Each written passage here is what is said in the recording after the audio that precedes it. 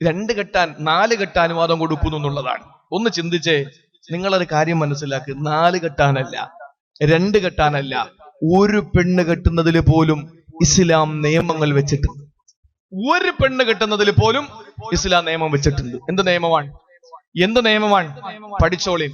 ഒരു മനുഷ്യനെ, ഒരു പുരുഷനെ സംബന്ധിച്ചിടത്തോളം അവന് വിവാഹം കഴിക്കാൻ ആഗ്രഹം ഉണ്ടായി, ആ വിവാഹം കഴിക്കുന്നതിൽ അവന് താല്പര്യമുണ്ട്, അവന് നല്ല ആരോഗ്യമുണ്ട്, അവന് അവളെ നോക്കാനുള്ള സാമ്പത്തികം അവന്റെ കയ്യിലുണ്ടെങ്കിൽ അവന് നിക്കാഹ് കഴിക്കാം. ഇസ്ലാം പഠിപ്പിച്ചതാണ്. 4 കെട്ടുന്നതിലല്ല പ്രിയപ്പെട്ടവരെ, 1 കെട്ടുന്നതിൽ പോലും ഇസ്ലാം നിയമം വെച്ചു. ആരോഗ്യമൊന്നുമില്ല, കല്യാണം കഴിക്കണ്ട. പൈസയൊന്നുമില്ല, നീ പെണ്ണ് കെട്ടണ്ട. ആഗ്രഹമല്ല, പെണ്ണിട്ട കാര്യമില്ലല്ലോ. ആഗ്രഹം കൊണ്ട് ഉസ്താദെ പൈസ ഇല്ല, ആരോഗ്യമൊക്കെ ആവശ്യത്തിനുണ്ട്, പക്ഷെ പൈസയൊന്നുമില്ല. അള്ളാഹുവിന്റെ ദീൻ പറഞ്ഞ എന്താ? എന്ന മര്യാദയ്ക്ക് നോമ്പും പിടിച്ചിട്ട് പള്ളിയിൽ പോയിരുന്നു. നബി മുഹമ്മദ് മുസ്തഫ. ആഗ്രഹം ഉണ്ടായ പോലെ, ആഗ്രഹം ആർക്കും ഉണ്ടാവും. പക്ഷേ അവളെ പോറ്റാനും, അവൾക്ക് മഹർ കൊടുക്കാനും, അവൾക്ക് ആഹാരം വാങ്ങിക്കൊടുക്കാനും, കൊല്ലത്തിൽ 2 ജോഡി വസ്ത്രം വാങ്ങിച്ചു കൊടുക്കാനും കുറഞ്ഞത് പ്രശ്നമൊന്നും ഉണ്ടാക്കണ്ട. അപ്പൊ അതിനൊക്കെയുള്ള സാമ്പത്തിക നിനക്കുണ്ട് എങ്കിൽ നീ എന്ത് ചെയ്യണം? വിവാഹം കഴിക്കണം. ഇല്ലെങ്കിലോ നോമ്പ് പിടിച്ചിട്ട് നിന്റെ വികാരത്തെ ഉടയ്ക്കണമെന്ന് മുഹമ്മദ് മുസ്തഫ. അതാണ്. 1 നിയമം വെച്ചിട്ടുണ്ട്. നീതി എന്ന് പറയുന്നത് ഒരു ഉത്തരവാദിത്വം നിർവഹിക്കുമ്പോൾ നീതി കൽപ്പിക്കണം, നീതി നടപ്പിലാക്കണം. പെണ്ണ് കെട്ടുമ്പോ 1-ലധികം ഭാര്യമാരുണ്ടെങ്കിൽ നീതി പുലർത്തണം. മക്കളുണ്ടെങ്കിൽ അതിൽ നീതി പുലർത്തണം. മാപ്പയും ഉമ്മയും ഉണ്ടെങ്കിൽ അതിൽ നീതി പുലർത്തണം. നമ്മുടെ ഉത്തരവാദിത്വങ്ങളിൽ നീതി ഉണ്ടാകണം നമുക്ക്. അത് എല്ലാരോടും, അയൽവാസികളുടെ നീതിയുണ്ട്, മറ്റുള്ള സമുദായത്തോട് നീതിയുണ്ട്, ഒക്കെ നമ്മൾ നീതി പുലർത്തുന്ന അള്ളാഹുവിന്റെ ഏറ്റവും വലിയ കൽപ്പനാവാചകം ഇതാണ്. ഇന്നല്ലാഹ യഅ്മുറു ബിൽ അദ്ൽ. അള്ളാഹു നിങ്ങളുടെ നീതി കൽപ്പിക്കാൻ, നീതി നടപ്പിലാക്കാൻ അള്ളാഹു കൽപ്പിക്കുകയാണ്. പടച്ചവനോടുള്ള നീതി എന്ന് പറഞ്ഞാൽ അവനോട് ഒരു വസ്തുവിനെയും പങ്കുചേർക്കാൻ പാടില്ല. മുഹമ്മദ് റസൂലുള്ളാഹ് അള്ളാന്റെ പ്രവാചകനാണ് മുഹമ്മദ് നബി എന്ന് മനസ്സിലാക്കുക. അത്ര മനസ്സിലാക്കുക ഇല്ലേ? ലാ ഇലാഹ ഇല്ലല്ലാഹു മുഹമ്മദ് റസൂലുള്ളാഹ്. ലാ ഇലാഹ ഇല്ലല്ലാഹ് എത്ര അക്ഷരമുണ്ട്? മക്കളെ പറയ്, എത്ര അക്ഷരമുണ്ട്? ലാ ഇലാഹ ഇല്ലല്ലാഹ് എത്ര അക്ഷരമുണ്ട്? 12 അക്ഷരമുണ്ട്. 12 അക്ഷരങ്ങളാണ്. ഒരു കൊല്ലത്തിൽ എത്ര മാസമുണ്ട്? 3. 12 മാസം. ഒരു കൊല്ലത്തിൽ 12 മാസം. ലാ ഇലാഹ ഇല്ലല്ലാഹ് എത്ര അക്ഷരമുണ്ട്? 12 അക്ഷരം. മുഹമ്മദ് റസൂലുള്ളാഹ് എത്ര അക്ഷരമുണ്ട്? 12. 12 + 12 = 24. ഒരു ദിവസം എത്ര മണിക്കൂറുണ്ട്? 24 മണിക്കൂർ. 12 മാസക്കാലം അവന്റെ ജീവിതം ലാ ഇലാഹ ഇല്ലല്ലാഹ് ആകണം. 24 മണിക്കൂറും അവന്റെ പ്രവർത്തനം മുഹമ്മദ് റസൂലുള്ളാഹ് ആകണം. എങ്കിലേ അവന് പരിപൂർണ്ണ മുസ്ലിം ആകും. ഇത് നീതിയാണ്. മാത്രമല്ല, അറബി ഗ്രാമറിൽ, അറബി കലാമിൽ ഇത്രയും വലിയ ഒരു വാചകത്തിൽ പുള്ളിയില്ലാത്തത് ലാ ഇലാഹ ഇല്ലല്ലാഹു മുഹമ്മദ് റസൂലുള്ളാഹ് മാത്രമാണ്. വേറെ ഏത് പരിശോധിച്ച് നോക്ക്, പുള്ളിയാണ്. ഇത്രയും വലിയൊരു വാചകത്തില് പുള്ളിയില്ലാത്ത, ഇത്രയും നീളമുള്ള വാചകം ലാ ഇലാഹ ഇല്ലല്ലാഹ് മുഹമ്മദ് റസൂലുള്ളാഹ് എന്ന 2 വാചകങ്ങളാണ് അറബി ഗ്രാമറിൽ. വേറെ ഒരെണ്ണം നമുക്ക് കാണാൻ കഴിയില്ല. നിങ്ങൾ പരിശോധിച്ച് നോക്കിയാൽ മതി. ചെന്നിട്ട് ഓരോ ആയത്തുകളും പരിശോധിച്ച് നോക്കാൻ കാണാൻ കഴിയും. പുള്ളിയില്ലാത്ത വേറൊരു വാചകമില്ല പ്രിയപ്പെട്ടവരെ. എന്താണതിൽ മനസ്സിലാകുന്നത്? ഒരു മനുഷ്യന്റെ ഹൃദയത്തിൽ കാപട്യത്തിന്റെ പുള്ളി വരാൻ പാടില്ല. ലാ ഇലാഹ ഇല്ലല്ലാഹ് അനുസരിച്ച് ജീവിക്കുന്ന ഒരാൾക്ക്, മുഹമ്മദ് റസൂലുള്ളാഹി അനുസരിച്ച് ജീവിക്കുന്ന ഒരാൾക്ക് ഹൃദയത്തിൽ എന്ത് വരാൻ പാടില്ല? പുള്ളി വരാൻ പാടില്ല. പുള്ളിയില്ലാത്ത അക്ഷരങ്ങളാൽ യോജിപ്പിക്കപ്പെട്ട ഒരു വലിയ 2 വാചകങ്ങളാണ്. ഇല്ലേ? പുള്ളിയുള്ളതും ഇല്ലാത്ത അക്ഷരം ഇല്ലേ? അലിഫിന് പുള്ളിയില്ല, ബായിന് പുള്ളിയുണ്ട്, തായിന് 2 പുള്ളിയുണ്ട്, സായിന് പുള്ളിയുണ്ട്, ജീമിന് പുള്ളിയുണ്ട്, ഹായിന് പുള്ളിയില്ല, ഖായിന് പുള്ളിയുണ്ട്, ദാലിന് പുള്ളിയില്ല, ദാലിന് പുള്ളിയുണ്ട്, റായിന് പുള്ളിയില്ല, സായിന് പുള്ളിയുണ്ട്, സീനിന് പുള്ളിയില്ല, ഷീനിന് പുള്ളിയുണ്ട്, സ്വാദിന് പുള്ളിയില്ല, ലാദിന് പുള്ളിയുണ്ട്, ത്വായിന് പുള്ളിയില്ല, ലായിന് പുള്ളിയുണ്ട്, ഐനിന് പുള്ളിയില്ല, ഗൈനിന് പുള്ളിയുണ്ട്, ഫായിനും കാഫിനും പുള്ളിയുണ്ട്, കാഫിനും ലാമിനും മീമിനും പുള്ളിയില്ല, നൂനിന് പുള്ളിയുണ്ട്, വാവിന് പുള്ളിയില്ല, ഹായിന് പുള്ളിയില്ല, യാഇന് 2 പുള്ളിയുണ്ട്. അറബി അക്ഷര ഗ്രാമറിൽ, അറബി അക്ഷരങ്ങളില് പുള്ളി ഉള്ളതും ഇല്ലാത്തതുമായ അക്ഷരങ്ങൾ അല്ലാഹു സൃഷ്ടിച്ചപ്പോ സഹോദരങ്ങളെ ഈ രണ്ട് വാചകങ്ങളാണ്, പുള്ളികളില്ലാത്ത രണ്ട് വലിയ വാചകങ്ങളെങ്കിൽ ലാ ഇലാഹ ഇല്ലല്ലാഹു മുഹമ്മദുർ റസൂലുള്ളാഹ്. ഇത് വിശ്വസിക്കുന്ന ജീവിതത്തിൽ പ്രവർത്തിക്കുന്ന ഒരു മനുഷ്യന് നിഫാഖിന്റെ പുള്ളി വരാൻ പാടില്ല, കാപട്യത്തിന്റെ പുള്ളി വരാൻ പാടില്ല. അല്ലാഹു ആദ്യമായിട്ട് കൽപ്പിച്ചത് അതിലാണ്, നീതിയാണ്. റബ്ബിനോട് നീതിയുണ്ട്, ലാ ഇലാഹ ഇല്ലല്ലാഹു മുഹമ്മദുർ റസൂലുള്ളാഹ്. പടപ്പിനോട് നീതിയുണ്ട്, അതെങ്ങനെയാണ്? നീതി കൽപ്പിക്കലാണ്, നീതിയോടെ ജീവിക്കലാണ്. രണ്ടാമതല്ല പറയുകയാണ് വൽ ഇഹ്സാൻ. അല്ലാഹു തആല കൽപ്പിക്കുകയാണ് ഇന്നല്ലാഹ യഅ്മുറു ബിൽ അദ്ലി വൽ ഇഹ്സാൻ. ഇഹ്സാൻ കൊണ്ടല്ല കൽപ്പിക്കുകയാണ്. എന്താണ് ഇഹ്സാൻ എന്നറിയുമോ സഹോദരങ്ങളെ? റബ്ബിനോട് ഇഹ്സാൻ ഉണ്ട്, പടപ്പിനോട് ഇഹ്സാൻ ഉണ്ട്. 1000 വട്ടം ഞാൻ പറയുന്നു, ഒരാൾ അള്ളാന്റെ ബാധ്യതകൾ നിറവേറ്റിയാൽ മുസ്ലിം അല്ല. അവൻ നിസ്കരിച്ചത് കൊണ്ട് മുസ്ലിം അല്ല, നോമ്പ് പിടിച്ചത് കൊണ്ട് മുസ്ലിം അല്ല, ഹജ്ജിന് പോയത് കൊണ്ട് മുസ്ലിം ആകുന്നില്ല. യഥാർത്ഥ മുസ്ലിം ആകണോ അവനവന്റെ അയൽക്കാരന്റെ വിഷയം പരിഗണിക്കുക, അവന്റെ മാതാവിന്റെ പിതാവിന്റെ കാര്യം പരിഗണിക്കുക, അവന്റെ ഭാര്യയുടെയും പൊന്നുമക്കളുടെയും വിഷയങ്ങൾ പരിഗണിക്കുക, അവന്റെ സമൂഹത്തിന്റെ അവന്റെ ആ സൊസൈറ്റിയിലുള്ള ആളുകളെ പരിഗണിക്കുക. എങ്കിലേ അവന് മുസ്ലിമാകാൻ കഴിയൂ. സഹോദരങ്ങളെ, ആ മുസ്ലിമിനോട് പെരുമാറേണ്ട പെരുമാറ്റ രീതികൾ ചൊവ്വാകുമ്പോഴാണ് ഒരാള് മുസ്ലിമാകുന്നത്. അല്ലാതെ ഒരിക്കലും എന്റെ പ്രിയപ്പെട്ടവരെ മുസ്ലിമാകൂല. അതുകൊണ്ട് പഠിച്ചു വെച്ചോ, ഇഹ്സാൻ റബ്ബിനോടുണ്ട്. എങ്ങനെയാണ്? അനതഅബുദല്ലാഹ കഅന്നക തറാഹു വഇൻ ലം തകുൻ തറാഹു ഫഇന്നഹു യറാക. റസൂലുള്ളാഹി പറഞ്ഞു എങ്ങനെയാണ് ഇഹ്സാൻ റബ്ബിനോട് കാണിക്കേണ്ടത്. ഒന്ന് ശ്രദ്ധിക്കേണ്ട പ്രിയപ്പെട്ട സഹോദരങ്ങളെ. ഇപ്പൊ നമ്മുടെ വീട്ടിൽ ഒരാളെ പണിക്ക് നിർത്തി, നമ്മുടെ വീടിന്റെ മുറ്റമൊക്കെ ഒന്ന് പുല്ല് പറിക്കാൻ വേണ്ടി ഒരാളെ നിർത്തി. നമ്മൾ കസേര കോലായിൽ വലിച്ചിട്ട് നമ്മൾ ഇരുന്നാൽ ഈ പണി ചെയ്യുന്ന ആള് നല്ലതുപോലെ പണി ചെയ്യൂലേ? നമ്മളില്ലെങ്കിലോ അവൻ ഇരുന്ന് സിഗരറ്റ് ഒക്കെ വലിച്ച് അവനിരുന്ന് കാര്യമൊക്കെ പറഞ്ഞ് ഫോണൊക്കെ ചെയ്ത് എന്ത് ചെയ്യും? അങ്ങനെ ജോലി ചെയ്യാ. അല്ലെങ്കിൽ നമ്മൾ ഉണ്ടെന്ന് കണ്ടാലോ നല്ല സൂക്ഷ്മതയോടെ കാര്യങ്ങൾ പെട്ടെന്ന് ടപ്പ പണി അങ്ങ് തീരുക, ജോലി പെട്ടെന്ന് അങ്ങ് ചെയ്യാൻ. ഇനി അത് തൊട്ടു മുമ്പിൽ ഉണ്ടാകുമ്പോഴാണ്.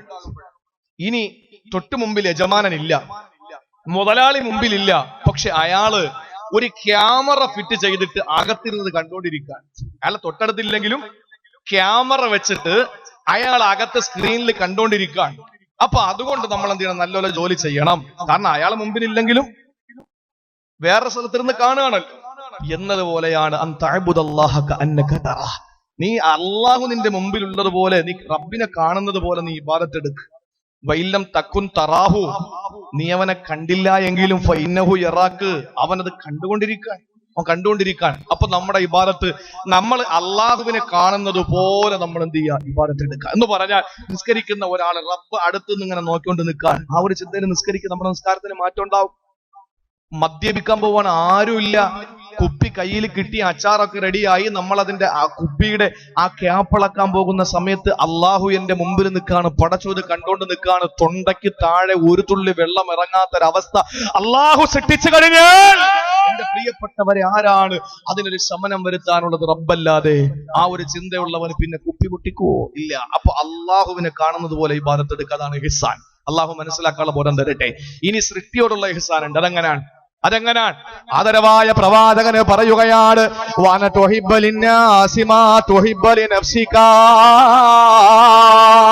ഇവിടെ ചിന്തിക്കണേ ഹൈന്ദവ സഹോദര, ഇവിടെ ചിന്തിക്കണേ ക്രിസ്ത്യാനിയായ പെങ്ങളെ, ചിന്തിക്കണേ സഹോദരങ്ങളെ. റസൂലുള്ള ഞങ്ങളോട് പറഞ്ഞത്, ഞങ്ങളോട് അല്ലാഹുവിന്റെ റസൂല് പറഞ്ഞത് എന്താണെന്നറിയുമോ? ജനങ്ങൾക്ക് വേണ്ടി നീ ആഗ്രഹിക്കുക. എന്താഗ്രഹിക്കുക? നിനക്കെന്ത് ആഗ്രഹിക്കുന്നുവോ ജനങ്ങൾക്ക് വേണ്ടി കൊതിക്കുക. ഇവിടെ മുസ്ലിമിനെ ആഗ്രഹിക്കുമെന്ന് റസൂല് പറഞ്ഞില്ല, മുസ്ലിമിന് നീ എന്താഗ്രഹിക്കുമെന്ന് പറഞ്ഞില്ല. നിന്റെ മനസ്സിൽ നീ എന്ത് കൊതിക്കുന്നുവോ അത് മുസ്ലിമിന് കിട്ടട്ടെ എന്ന് റസൂല് പഠിപ്പിച്ചില്ല. നബി തങ്ങൾ പറഞ്ഞതെന്താണ്? നീ മനസ്സിൽ എന്ത് കൊതിക്കുന്നുവോ അത് ജനങ്ങൾക്ക് കിട്ടട്ടെ എന്നാണ്. അത് മുസ്ലിം എന്നല്ല, ക്രിസ്ത്യാനി എന്നല്ല, ഹിന്ദു എന്നല്ല, എല്ലാവർക്കും കിട്ടട്ടെ. അതുകൊണ്ടാണ് മുസ്ലിം, നിങ്ങൾ നോക്ക്, പാവപ്പെട്ട ഹരിയാനയിലെ പാവപ്പെട്ട ചെറുപ്പക്കാരെ എത്രയോ സ്ഥലങ്ങളിലാണ് ഒരു മൃഗത്തിന്റെ പേരിൽ തല്ലിക്കൊന്നത് ഒരാളും ചോദിക്കാനില്ല. പട്ടാപ്പകല് എന്റെ സഹോദരങ്ങളെ പരിശുദ്ധ റമളാൻ മാസത്തിൽ പോലും പഞ്ചഗവ്യ കുടിപ്പിച്ചു, കഴിപ്പിച്ചു ഇല്ലേ? ഒട്ടകത്തിന്റെ പിന്നെ പശുവിന്റെ ചാണകം, പശുവിന്റെ മൂത്രം, പശുവിന്റെ പാല്, പശുവിന്റെ നെയ്യ് അടക്കമുള്ള അതുപോലെ വേറെന്തോ സാധനം, ഇതെല്ലാം കൂടി ഒരുമിച്ച് കൂട്ടുന്ന പഞ്ചഗവ്യ 5 സാധനങ്ങൾ കൂടി ഉണ്ടാക്കുന്ന പശുവിൽ നിന്നുണ്ടാക്കിയെടുക്കുന്ന ഒരു പ്രത്യേകതരം ഭക്ഷണം അത് കഴിപ്പിച്ചു. ആരെ? മുസ്ലിം സഹോദരങ്ങൾ, നോമ്പുകാരായ സഹോദരങ്ങളെ പട്ടാപ്പകല് പച്ചയ്ക്ക് നടു റോഡിലെത്തിയിട്ട് കഴിപ്പിച്ചു. എന്താ ചെയ്തതിന്റെ പേരിലാണ്? പശുവിന്റെ തുകൽ കച്ചവടം ചെയ്തു എന്നതിന്റെ പേരിൽ. ആരും ചോദിക്കാൻ വന്നില്ല, ഒരു പ്രശ്നം അതിന്റെ പേരിൽ ഉണ്ടായില്ല. അതേസമയം ഗുജറാത്ത് എന്ന് പറയുന്ന സംസ്ഥാനത്തിലെ പാവപ്പെട്ട ദളിത് വിഭാഗത്തിൽപ്പെട്ട സഹോദരങ്ങൾ തുകൽ കച്ചവടക്കാരായ സഹോദരങ്ങൾ ആക്രമിച്ചതുമായി ബന്ധപ്പെട്ട് ഇന്ന് ആ നാട് പ്രതിഷേധത്തിന്റെ മുൾമുനയിലാണ്. എന്തുകൊണ്ടാണ്? മുസ്ലിം അല്ലാത്ത ഒരാൾക്കൊരു വിഷയം വന്നപ്പോ മുസ്ലിങ്ങൾ കൂടി അതിൽ രംഗത്ത് വന്നു. അവർക്കത് സഹിക്കൂല. കാരണം എന്താണ്? ഇഹ്സാൻ, നമ്മൾ എന്താ ആഗ്രഹിക്കും അത് മറ്റുള്ളവർ കൂടെ കിട്ടണമെന്നുള്ള ഒരു മനസ്സിന്റെ ആഗ്രഹം, അതൊരു മോമിനിന്റെ ധാർമ്മിക രോഷമാണ്, ഒരു മോമിനിന്റെ ധാർമ്മികതയാണ്. അത് ഒരിക്കലും അവന്റെ ജീവിതത്തിൽ നിന്ന് മാറ്റിവെക്കാൻ കഴിയില്ല. എങ്കിൽ അള്ളാഹു കൽപ്പിച്ച 2ാമത്തെ കാര്യമാണ് അൽ ഇഹ്സാൻ. മൂന്നാമതല്ല പറയുകയാണ് നിന്റെ ഏറ്റവും അടുത്ത ബന്ധുമിത്രാദികൾക്ക് നീ ധർമ്മം ചെയ്യണേ. നീ ഫിത്ർ സക്കാത്തിന്റെ അരി കൊടുക്കുന്നത് ആർക്കാണ് കൊടുക്കേണ്ടത്? നിന്റെ കുടുംബക്കാർക്ക് കൊടുത്താൽ അതിന് 3 പുണ്യമുണ്ടെന്നാണ് റസൂലുള്ള പഠിപ്പിക്കുന്നത്. ഒന്ന് സദഖയുടെ കൂലിയാണ്, 2 കുടുംബബന്ധം ചേർത്തതിന്റെ കൂലിയാണ്, അതുപോലെ സഹോദരങ്ങളെ ഫിത്ർ സക്കാത്തിന്റെ കൂലിയാണ്. അങ്ങനെ ഏതൊരു കാര്യമായിരുന്നാലും നിന്റെ അടുത്ത ബന്ധുക്കൾക്ക് കൊടുത്താൽ 3 പുണ്യം കിട്ടുമെന്നാണ്. എന്തുകൊണ്ടാണ് ഇതിൽ ഖുർബ?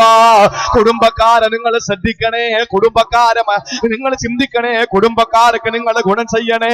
ഇത് അല്ലാഹുവിന്റെ പരിശുദ്ധമായ ഖുർആനിന്റെ ഏറ്റവും വലിയ ഒരു ആജ്ഞാവാക്യമാണെങ്കിൽ എന്റെ ശബ്ദം ശ്രവിക്കുന്ന സഹോദരങ്ങളോട് സഹോദരിമാരോട് പറയുകയാ, മഹാനായ ഇബ്നു മസ്ഊദ് റളിയല്ലാഹു തആല എന്ന് പറയുകയാണ്, അല്ലാഹുവിന്റെ പരിശുദ്ധമായ ഖുർആനിലെ കൽപ്പനകളിൽ ഏറ്റവും വലിയ കൽപ്പന തന്നെയാണ്. ആ സമയത്ത് മൂന്നാമത് ചോദിക്കുകയാണ്, എന്താണ് മഹാനായ ഇബ്നു മസ്ഊദ് അല്ലാഹുവിന്റെ ഖുർആനിലെ ഏറ്റവും സാരസമ്പുഷ്ടമായ ആയത്ത് ഏതാണ്? ഏറ്റവും സാരസമ്പുഷ്ടമായ ആയത്ത് ഏതാണ്? മൂന്നാമത് ചോദിച്ചതാണ്. ഏറ്റവും സാരസമ്പുഷ്ടമായ ആയത്ത് ഏതാണ്? ഇബ്നു മസ്ഊദ് റളിയല്ലാഹു അൻഹുവിനോട് ചോദിച്ചു. ആരാ? ഉമർ തങ്ങളുടെ സംഘത്തിലുള്ള ഒരു സാധാരണക്കാരൻ ചോദിച്ചു. നമ്മൾ എത്ര പേര് ഇൽമു പഠിക്കും? എത്ര പേര് ഇൽമു പഠിക്കാൻ തയ്യാറാകും? പള്ളിയിലെ ഇമാമ് നിസ്കാരം കഴിഞ്ഞിട്ട് എഴുന്നേറ്റ് നിന്നിട്ട് പറഞ്ഞു, എല്ലാവരും ഒന്ന് ഇരിക്കണേ, ഒരു കാര്യം പറഞ്ഞോട്ടെന്ന് പറഞ്ഞാൽ ആരായിരിക്കുക? നമ്മൾ എങ്ങോട്ടായി ഓടുന്നതിന്റെ പ്രിയപ്പെട്ട സഹോദരങ്ങളെ? ഇന്ന് വരെ നമുക്ക് നമ്മുടെ വിഷയങ്ങൾ പഠിക്കാനുള്ള ഒരു മനസ്സ് നമുക്ക് ഉണ്ടായിട്ടുണ്ടോ? നിക്കാഹിന്റെ സദസ്സില് പുതിയാപ്പള കല്യാണം കഴിക്കാൻ പോകുന്ന പുതിയാപ്പള സ്വർണ്ണം എടുക്കാൻ സമയമുണ്ട്, തുണി എടുക്കാൻ സമയമുണ്ട്, കല്യാണം വിളിക്കാൻ സമയമുണ്ട്, കൂട്ടുകാരൊപ്പം സെൽഫി എടുക്കാൻ സമയമുണ്ട്, ഒക്കെ സമയമുണ്ട്.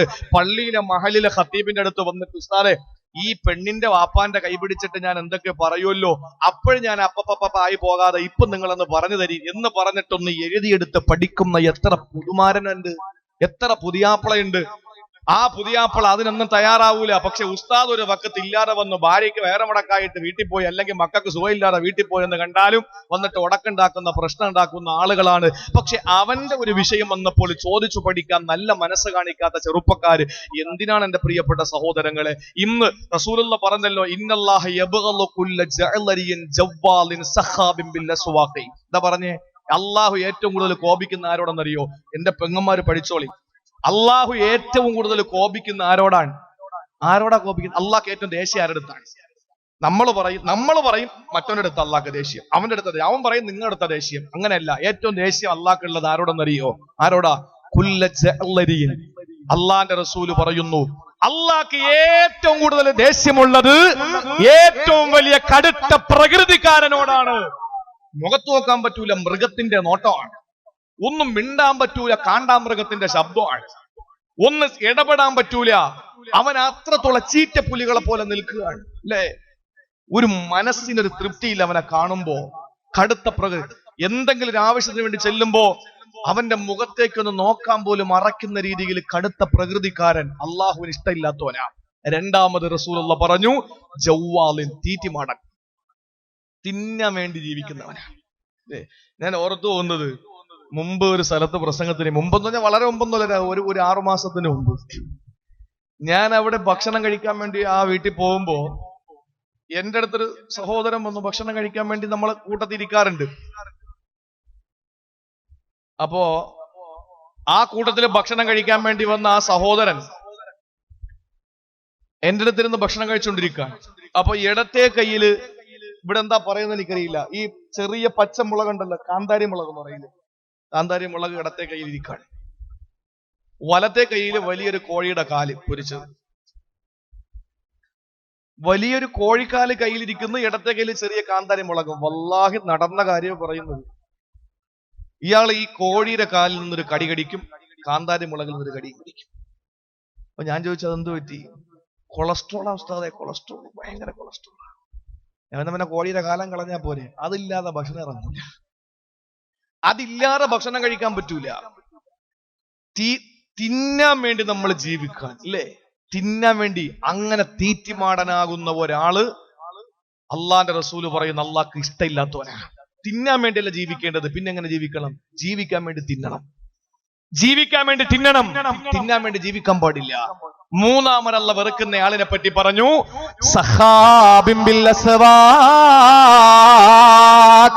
കമ്പോളത്തിൽ വന്ന് പ്രശ്നമുണ്ടാക്കുന്നവരെ, കമ്പോളത്തിൽ വന്ന് പ്രശ്നമുണ്ടാക്കുന്നവര്, അവന് നാട്ടിലെ കേടിയാണ്, നാട്ടിലെ റൗഡിയാണ്, നാട്ടിലെ തറവാടിയാണ്, ആ നാട്ടിലെ ചെമ്മാടിയാണ്.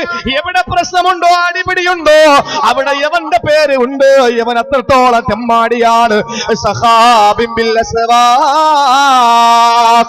കമ്പോളങ്ങളിൽ വന്ന് പ്രശ്നമുണ്ടാക്കുന്നവനാ. എന്നിട്ട് അല്ലാഹുവിന്റെ റസൂല് പറയുന്നു, ജീഫത്തും ബില്ലൈ, രാത്രി അവന് ശവമാണ് എന്ന് പറഞ്ഞാലും എന്തോരുറക്കമാണ്. ഭാര്യ കുട്ടിയാലും എണീക്കൂല, ഭാര്യ കരച്ചിലാണ്, ഭാര്യ കരച്ചിലാ. കാരണം എന്തേ? അവന് ശവം തന്നെയാണ്. എഴുന്നേക്കൂല, അവന്റെ മക്കളുടെ കാര്യം നോക്കൂല, ഭാര്യയുടെ കാര്യം നോക്കൂല, ഒന്നാ കൂർക്കം വലിച്ച് ശവത്തെ പോലെ കിടക്കുകയാ. ആദരവായ പ്രവാചകൻ പറയുന്നു, പിന്നെ അവന്റെ പ്രത്യേകത എന്തെന്നറിയുമോ? അല്ലാഹുവിന്റെ റസൂല് പറയുന്നു, ഹിമാരിം പിന്നെ പകലിലാണെങ്കിലോ അവനെ കഴുതയെ പോലെ പണിയെടുക്കുന്നവനാണ്. പണിയെടുക്കുന്നതിന് തടസ്സമില്ല, അവന് പണിയെടുക്കുന്നതിന് മടിയില്ല. എത്ര 1000 കിലോ എടുത്ത് തലയിൽ വെച്ചാൽ ചുമന്നു കൊണ്ടുപോകും. അവൻ അതിന് നല്ല മടിയില്ലാത്തവനാണ്. രാത്രി വന്ന് ശവത്തെ പോലെ കിടക്കുന്നവനാ, തീറ്റയിലെ മുമ്പന്തിയില, എവിടെ പോയാലും അടിയുണ്ടാക്കുന്നവനാ. അതുപോലെ തന്നെ അല്ലാഹുവിന്റെ റസൂല് പറയുന്ന കടുത്ത പ്രകൃതിക്കാരനാണ്. നബിതങ്ങൾ പറയുന്നു, ദുനിയാവിന്റെ ഏത് കാര്യങ്ങളും അവനറിയാ, പക്ഷെ ആഖിറത്തിന്റെ ഒരു കാര്യവും അവനറിയില്ല. നിസ്കാരത്തിന്റെ ഫർള് ചോദിച്ചാൽ അവനറിയില്ല, ഒളമുറിയുന്ന കാര്യം ചോദിച്ചാൽ അവനറിയില്ല. പക്ഷേ ഒരു ചെറിയ വലിയൊരു മൊബൈൽ എടുത്ത് കയ്യിൽ കൊടുത്താൽ ബറാക് ഒബാമയെയും അവനും കൂടെ ഒരുമിച്ച് തോളിൽ കൈയിട്ട് കാങ്കോൽ പള്ളിക്കകത്തിരിക്കുന്നത് ഉണ്ടാക്കിയെടുക്കും. മൊബൈൽ കണ്ടിട്ടില്ലേ? ബറാക് ഒബാമയും അവനും കൂടി കാങ്കോൽ പള്ളിയിലെ ഹൗദിനകത്ത് ഒളു ചെയ്തുകൊണ്ടിരിക്കുന്നതായിട്ട് അവന് മൊബൈലിൽ സെറ്റപ്പ് ആക്കി എടുക്കുക. കാര്യം എന്താ? നല്ല നൈപുണ്യമാണ് ആ വിഷയത്തിലൊക്കെ. ദുനിയാവിന്റെ എല്ലാ കാര്യത്തിലും അവന് നൈപുണ്യമുണ്ട്. പക്ഷെ ആഖിറത്തിന്റെ കാര്യം ചോദിച്ചാലോ, മോനെ ഒളു മുറിയുന്ന കാര്യം എത്ര? അത് അവനറിയില്ല. എത്ര പേർക്കറിയാം? അതുകൊണ്ട് പ്രിയപ്പെട്ട സഹോദരങ്ങളെ, പഠിക്കും. അള്ളാന്റെ പരിശുദ്ധ ഖുർആനിലെ ഏറ്റവും സാരസമ്പുഷ്ടമായ വാക്യം ഏതാണെന്ന് ഇബ്നു മസ്ഊദിനോട് ചോദിക്കുമ്പോൾ അദ്ദേഹം പറഞ്ഞ മറുപടി എന്താണെന്നറിയോ? ഏറ്റവും സാരസമ്പുഷ്ടമായ ഈ ഒരൊറ്റ പ്രസംഗം മതി. ഏത് പ്രസംഗം? എന്റെ പ്രസംഗമല്ല, ഇബ്നു മസ്ഊദ് തങ്ങൾ പറഞ്ഞ ആ ഒരു ആയത്ത് മാത്രം മതി ഒരാൾ നന്നാവാൻ. അത്ര വലിയ സാരസമ്പുഷ്ടമായ ആയത്ത് ഏതാണ്? പഠിച്ചോളി. അള്ളാഹു മനസ്സിലാക്കാനുള്ള തൗഫീക്ക് നൽകി അനുഗ്രഹിക്കുമാറാവട്ടെ.